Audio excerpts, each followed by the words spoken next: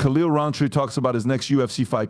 Kell Wright Jr. needs some time to heal from the terrible and bloody fight he had with Alex Padilla, UFC 307, but the lightweight contender wants to get back in the ring. When he goes back to the octagon, he'll be right back in the title race, even though Rountree was badly hurt in his stoppage, lost to Pawn earlier this month in the 4th round. The contender impressed the MMA world with his performance, as it was clear in the opening rounds that Rountree was testing P hard and even scored a flash knockdown at one point. More recently, the dangerous striker spoke to MMA Junkie Radio, and when asked about his performance, the 34-year-old said, "Right now, any name in the top 5 or within title contention makes sense to me. There's not one name in particular. There's not one person I'm emotionally attached to in a fight I think I deserve next. But I'd like to continue to fight people within the top 5 so that I can get another shot at the title. It seems like the majority of the guys are booked or injured, but while I'm healing up, there will be a good number of matchups to happen." Even though Rountree failed in his bid for the light heavyweight title, his stock went up at UFC 307, so you would think that he has a good chance of being booked to fight another top 5 ranked contender. Next, most likely against someone who has also recently lost, like Jamal Hale or the winner of the McGregor vs. Alexander Rakic fight at UFC 308. Who do you want to see Tree fight next, and do you agree that he deserves to fight a top 5 contender? Joe Rogan and Dana White disagree with the UFC judge. Raquel Pennington's time as the UFC's women's bantamweight champion was cut short, but the tough vet says a lot of big names like Joe fought during her short rule. Rogan and Dana White thought she should still have the 135-pound title. Pennington fought Juliana Pena at UFC 307 earlier this month. It was Rocky's first fight since January when she beat Mayra Bueno Silva to win the bantamweight title. After 5 rounds, 2 judges scored the fight 4,847 for Rocky. Well, Pennington has talked to Emma Fighting since then. The 36-year-old outline said, "I still can't believe 2 of the judges scored the fight for Pena.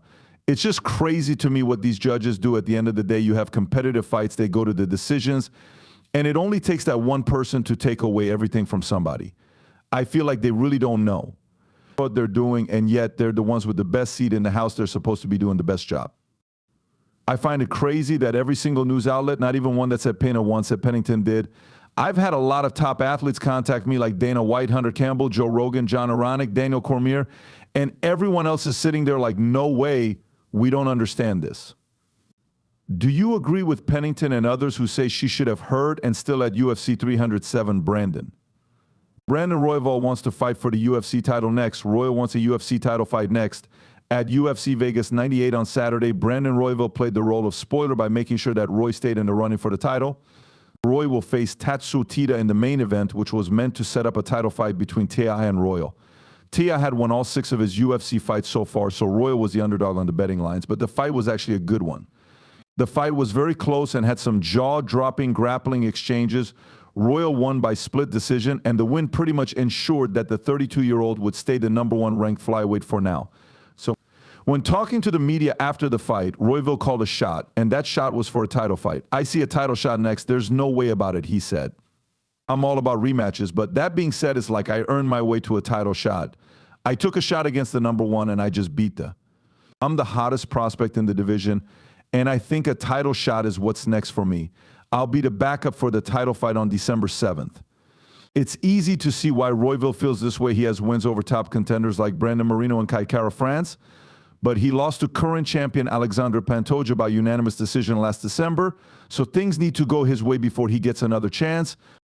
Pantoja is set to fight former Ryu champion Kaya Sakura at UFC 310, and Moreno will fight fellow contender Amir Albatsi on November 2nd.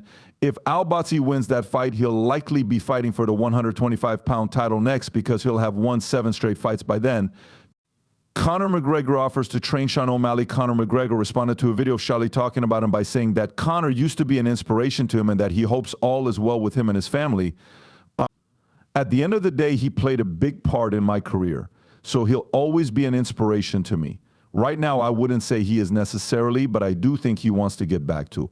I think there's a lot more going on behind the scenes with Conor than people know. As a fan, I hope he comes back, but I also hope he's doing okay. No, you're not. People aren't taught how to become famous or what to do with all the money they make like he did. He started out poor in Ireland, but he became famous and made hundreds of millions of dollars. I hope he's doing well now that he has a big family and a lot of kids. Conor replied on Twitter, Sean is a fighting legend, a UFC champion, and an incredible superstar.